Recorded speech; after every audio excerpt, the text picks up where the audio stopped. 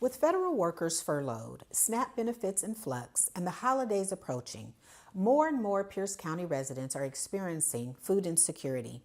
Lianna Olds, Deputy Director of Emergency Food Network, tells us about how they are dealing with the growing need for food assistance and how you can help.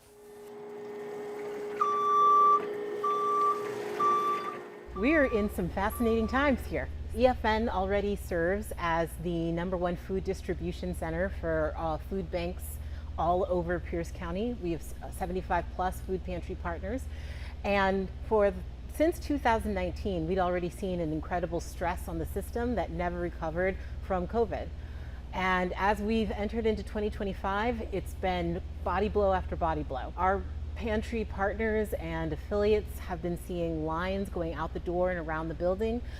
They have dealt with trying to keep enough food on the shelves to deal with the demand. We've had families just waiting out in the rain, just hoping that they can get enough groceries to get them through from paycheck to paycheck. And this system was already barely holding on with the need because we were struggling to get enough food to deal with the growing number of people in this county who require the use of the food bank. I get to hear the stories of people who had found themselves having to use the food bank for the first time, and they were just greeted with loving acceptance and people willing to help them get what they need, get it to the car, keep their kids entertained so that they could just shop and move on. If they go to our website, we have an interactive map that will show you what food banks are open in your area and how you get there. It's as easy as we possibly can make it. You can go on there, or you can give us a call if you don't have access to getting that, and we will happily direct you to a food bank or a food pantry in your area.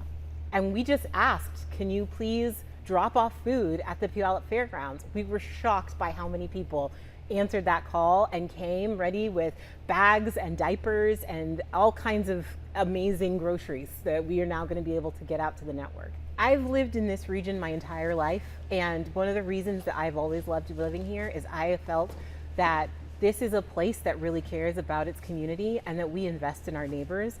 When I see this, I see a confirmation of everything I've ever believed about Pierce County.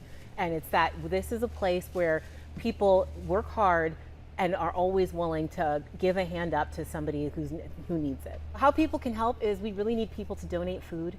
We need people to be willing to host food drives. There's more people that need this network than ever, and so as much food as we can bring in is deeply appreciated. We need funds. $1 donated to Emergency Food Network can be turned into 2 pounds of food because of our great repack program. And we need bodies who are willing to help us. Volunteers are so important.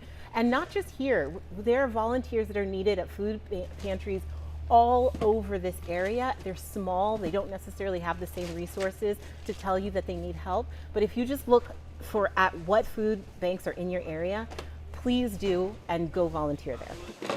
The only way that we are going to make it through this time and through any changes and new situations is if every single citizen decides that we want to invest in making this a place where nobody has to scrounge around for something as basic as food. Food equity, food justice is something that we all have to have a commitment to. And if we truly are committed to it, we have the power to change the system. But it only will happen if we decide that we will not live in a society, in a system that denies some people access to safe, nutritious food.